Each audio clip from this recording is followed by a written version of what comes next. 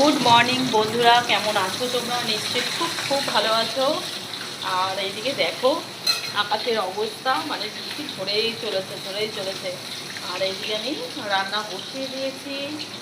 আর আমাদের আদুরি আমাদের ওই রুমের সোফাতে শুয়ে রয়েছে।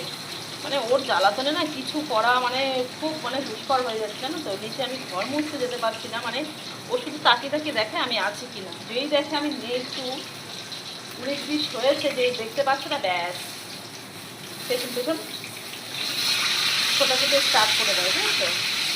আর খুব কষ্ট করে মানে তখন ওকে বাস থেকে আটকে আমার কাজ করতে হয়, জানো তো। এখন মানে ভীষণ ওর জন্য না আরও কাজে আমার দেরি হয়ে যাচ্ছে।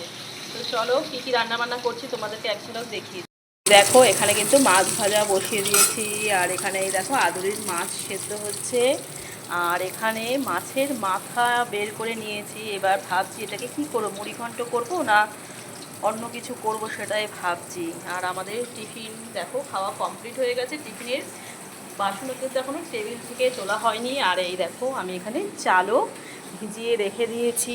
আর চলো আদুরিকে একটু দেখাই। আর ছেলে তো ওই রুমে ঘুমাচ্ছে।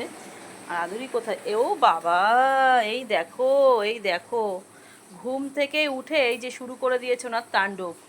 দেখেছো? এর জ্বালায় মানে এখন কি যে আমার অবস্থা হচ্ছে।